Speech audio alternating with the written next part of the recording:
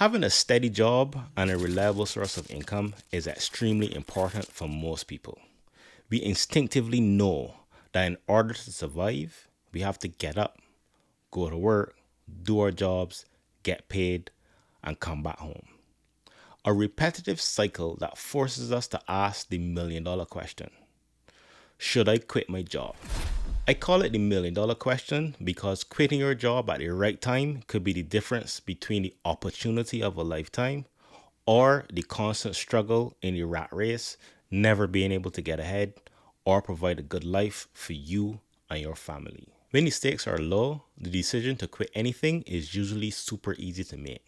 But when money is on the line, emotions tend to take over. Feelings of failure, regret, and anger can quickly turn into fear, anxiety, and depression, especially when we are facing the reality of an uncertain future. We don't want to be in a situation where we're constantly worrying about money and can't pay our bills or provide for our families. Here's the big problem: negative thoughts and emotions cloud our judgment and prevent us from seeing the logical path forward. When this happens, we do one of two things: we fail to act, or we act without thinking. Quitting your job is a big deal. And if you want the best possible outcome, you have to let go of the negative emotions which cause fear and anxiety. Doing this will create a positive mindset, allowing you to make the best possible decision for yourself, a logical one that you can live with. One of the best ways I've found to reduce the fear and anxiety I've had about quitting my job is to start by first reflecting on the why. Ask yourself honestly, why do I want to quit my job? Is it because you're working in a toxic environment? Or are you wanting to make more money but you're stuck in a dead-end job? Maybe your commute is too long. Or maybe you want the flexibility of a remote work environment. Whatever the reason, the key takeaway is going to be this: spending time and reflecting honestly on the why is the perfect foundation for any logical decision. Remember, each situation is going to be different. So if you're not having an honest conversation with yourself in the beginning, you run the risk of missing the perfect opportunity. Quitting isn't always the best solution. I can remember when my old company hired my new manager, Richard Head. Let's call him Dick for short. Dick was terrible. From day one, he made my life miserable. His attitude and leadership style rubbed me the wrong way. His approach was to lead with fear. He kept threatening me and always wrote nasty emails that went like this: if you can't do what I say, when I say, and how I say to do it, you need to resign. I was this close to quitting until I asked myself, Self, why do I want to quit my job? The reality was I wanted to quit my job because my new manager sucked. No other reason. I love the environment, I love my coworkers, and I love what I did. I was afraid and I knew it. But when I thought about why I was afraid, I realized that I wasn't afraid of Dick. I was afraid of what the reality of leaving the job I loved meant. Facing my way honestly helped to reduce the fear and anxiety that I had about switching jobs. When you know your why, you find your strength. When faced with a big decision like quitting your job, you should always talk to someone about it first. That someone could be a friend, a family member, or a mentor. When I started venting my frustrations about Dick with my mentor, she introduced me to the concept of A.C.L. Accept, change, or leave. This framework breaks the should I quit decision into 3 simple parts for easy analysis. Here's how it works. First, ask yourself, can I accept the current situation? Am I able to live with the choice of doing nothing? Think about it carefully. Weigh your options and make your decision using simple logic. An easy way to do this is to make a pros and cons list. Write down a list of all the good things about your job. Then write down a list about all the bad things about your job. Having a side-by-side comparison of the good and the bad is super helpful in putting things into perspective. And it prevents you from making an emotionally charged decision. Remember, logical decisions have predictable outcomes. Logical decisions have predictable outcomes. If for whatever reason you decide that you can't accept the situation, then we move to the next step. Change. Here are a few important things to consider at this stage. Are you able to change, or can the situation be changed? Do you believe that you can influence the situation?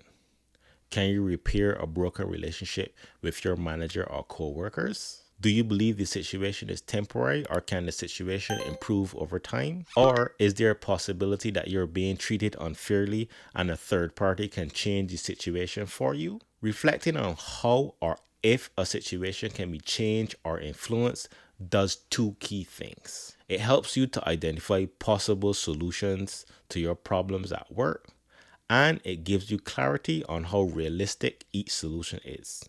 Knowing how realistic your available options are will save you precious time and energy. For example, if you're in a toxic work environment and need to exit a bad situation quickly and safely, spending time chasing unrealistic solutions instead of leaving can severely impact your mental health and personal well-being. Before we go any further, it's super important that we remember the possibility that a bad situation will change is not guaranteed. The truth is, the only thing that we can possibly hope to change or influence is ourselves. And that's real talk. No, if you can't accept the situation and there's no possibility that the situation can change, it's time to leave. Time to get up, dust yourself off, and start over. If you're wondering if I ended up quitting my job because of Dick, I didn't. Leaving was not the best option for me at that time. Quitting my job because I had a bad manager was not a good enough reason. I accepted the fact that if I stayed, working with Dick would be difficult. I accepted that I had a lot to lose. I was passionate about my job, I was making good money, and I was on a path to growth at work. I realized that the chances that the situation would change in my favor were high, because the reality is, toxic people don't survive long in healthy environments. Not quitting my job was the best possible solution for me. A couple months later, Dick got walked off the job for being inappropriate at work. Now, I know everyone may have different beliefs, but when faced with situations where you have to accept, change, or leave, this prayer has helped me to maintain a positive mindset and overcome my fear and anxiety in difficult and uncertain times. God, grant me the serenity to accept the things that I cannot change. Give me the courage to change the things I can, and bless me with the wisdom to know the difference. Whether you believe in God or not, let serenity, courage, and wisdom guide you through difficult times. Your situation may be different to mine. You may not be able to accept the situation, and it probably won't change. If that's the case, then for sure it's time to get out. But deciding to quit your job isn't the last step. There's still other problems and challenges you have to be on the lookout for. You don't want to quit your job only to end up stressing about money, and for sure you don't want to leave one problem for another. You need a good exit strategy and a solid backup plan. First, you want to make sure you have an emergency fund. Your emergency fund should be 3 to 6 months of living expenses tucked away in savings. I never recommend quitting a job without having a new one lined up. But there may be situations where a person needs to quit their job without having a new one. It can sometimes take a very long time to land a new job, so you need to be prepared for any possibility. This is why the emergency fund is so important and should be the first thing you consider when planning to quit. Being able to comfortably and quickly exit a bad situation will help you overcome any fear and anxiety that will prevent you from quitting when you should. Next, you need to do your research. One of the biggest mistakes people make when they quit their job for a new one is that they don't know enough about the new company that they're about to work for. No one wants to quit a toxic work environment only to end up working in the same conditions at another company. People want to work for a company where they're respected, appreciated, and paid well. So make sure to find out as much as you can about your new company. Find out about the benefits, the pay, and the work culture. If you know someone that works there, ask them if they like working there. Doing your research will help you to make the best possible decision for yourself. Do your research. Okay, let's talk a little bit about how to quit your job.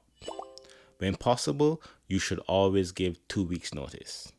A big mistake people make is quitting without giving 2 weeks notice. In most cases, when people don't give 2 weeks notice, their employee file is marked as do not rehire. If this happens, it almost guarantees that you can't go back to your old job. You don't want to burn bridges on your way out. Depending on why you're leaving, it's always best to leave on good terms. This is the perfect exit strategy because if your new job doesn't work out, you may still be able to work with your old company in the future. Another important thing to know is that a lot of companies do reference checks and they may call your old employer and ask them questions about you.